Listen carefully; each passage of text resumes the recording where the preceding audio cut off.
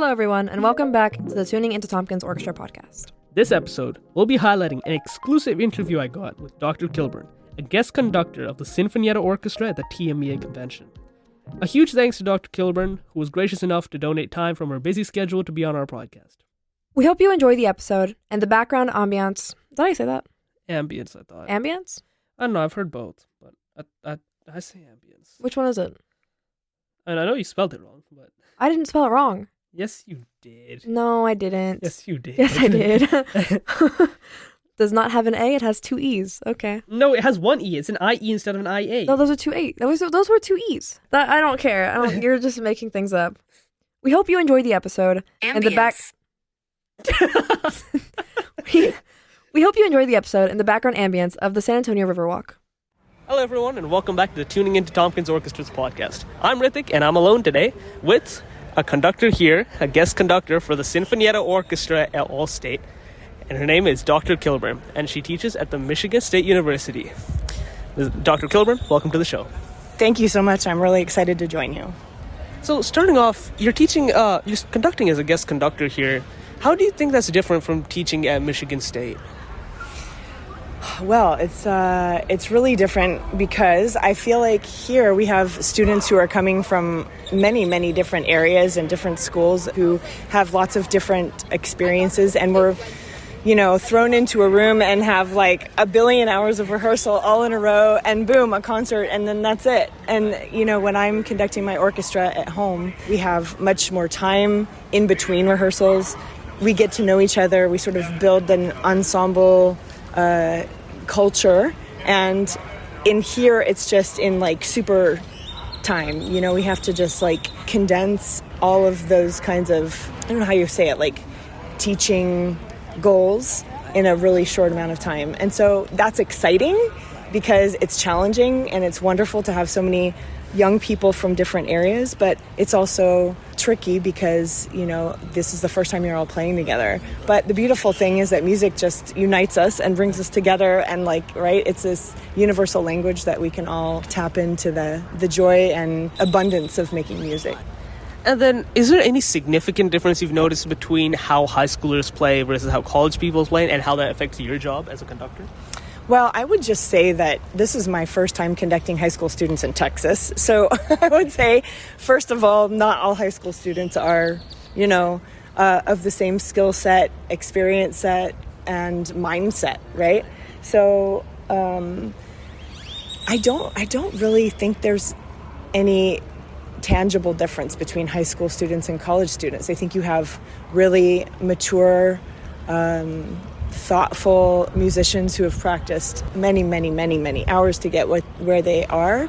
And whether someone is 15 or 18 or 21, I don't really see much difference that has to do with their level. You know what I mean? Whether they're a high school student or a college student. I think it's more just what they've dedicated themselves to in their experience growing up. When did they start their instrument, all those kinds of things, and who their teachers were, and how hard their teachers pushed them, or how hard they pushed themselves. I think it doesn't really have to do with whether they're high school or college. Right. And then, are there any significant things you notice as a conductor that people do in the orchestra that make you really happy when you see it? Oh, I love the energy here. I mean, these students are so great. They're when they're not playing, for example, and another group of instruments is playing, they might be rocking their heads back and forth, or bobbing their heads up and down, and sort of enjoying the music. And I just love that energy. I think it's really great. And I would have to say that we've had 1, 2, 3, 4, 5, 6, 7, 8, 9, 10, 11, 12, 13, 14, just maybe 16 hours of rehearsal. And just in those 16 hours, I feel like we've gelled so quickly, and there's just this generous spirit of everyone that they all support each other, right? There's this kindness that I feel here. I mean, everyone works so hard, and I know that it's a very competitive environment here, but there's something really nice about this orchestra where everyone is just really supportive of each other. If someone gets some kind of kudos for playing a beautiful solo, everyone claps, and I just think that's really nice. And then as a conductor, obviously we work with some pieces, and you've talked a lot about the spirit of certain pieces, like The Sorcerer's Apprentice. You talked about the story of it all. How important do you think it is for conductors to care about the origins of a piece as opposed to their own interpretation of it?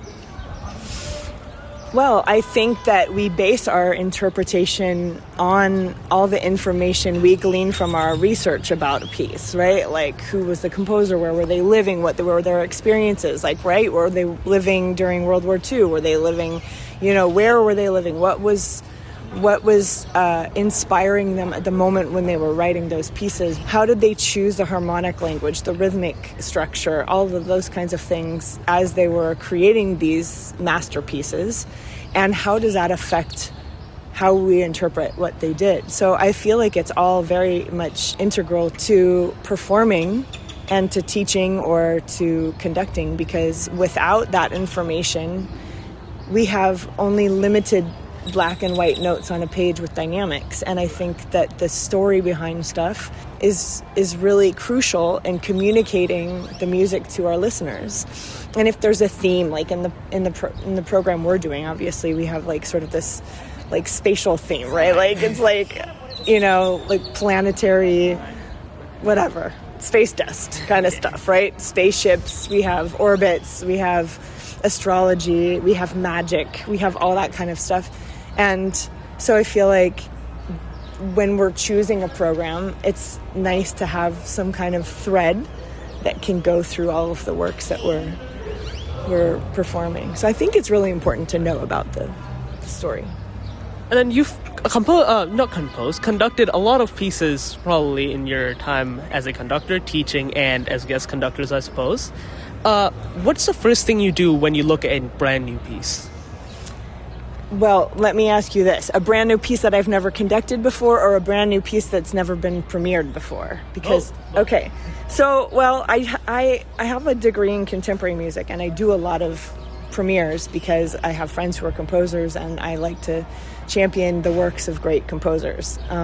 So in those cases, I would just say, and also if it's a piece that I've never, conducted before, I like to sit with the score. I look through the score and I do sort of a pass over of the whole score. I want to see how long it is.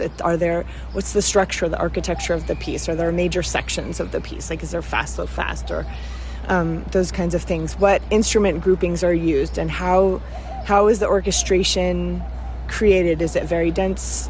Is it, more sparsely orchestrated? What kind of characters are present in all of that? What kind of harmony did the composer use? Are there, cross rhythms or hemiolas or like those kinds of things? Are there meter changes? Are there major like stops in the structure? Are there fermatas and, or caesuras or ground pauses or those kinds of things? So just to kind of get an overall feel of everything.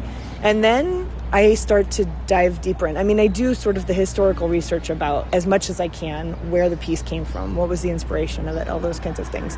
But then I try to figure out the phrase structure. I actually take graph paper, and I have these little squares. It's this French paper called Rhodia, Rhodia, and I take this huge piece of paper when I have time, and I actually put the piece on the paper. So if there's let's say classical structure where you have maybe an exposition and a development and a recapitulation and a coda or something like that, I will line up the exposition and the recapitulation and just see so that they're right above and below each other, so I can see structurally what changes, what are the key areas, are there solos that the first time, or is it an oboe and now it's in the clarinet, or those kinds of things, so that I can sort of see the piece on a micro level or macro, depending on how you look at it. And then I figure out phrase structures. I might think this is a 2-bar phrase, a 2-bar phrase, and a 4-bar phrase, which make a larger 8-bar phrase, which are underneath the structure of a 16-bar phrase. And then I will put almost slurs over those bars, and just as much as I can ask questions of the score to get that in my head. And then finally, what's your favorite piece that you've ever conducted and why? My favorite piece that I've ever conducted? I mean, there can be multiple, but just a couple of your favorite things. Oh, gosh. I don't know. I mean, I feel like that's a really hard question because I've loved so many pieces that I've conducted. There are also a lot of pieces that I love very much that I haven't conducted yet. I don't know. I really just don't know. I mean, I love everything from, the great classical works to the romantic works. I'm a sucker for Brahms, and I really love Brahms symphonies. But I also love, the Impressionists, I should put in quotation marks, the Impressionists. I love Stravinsky.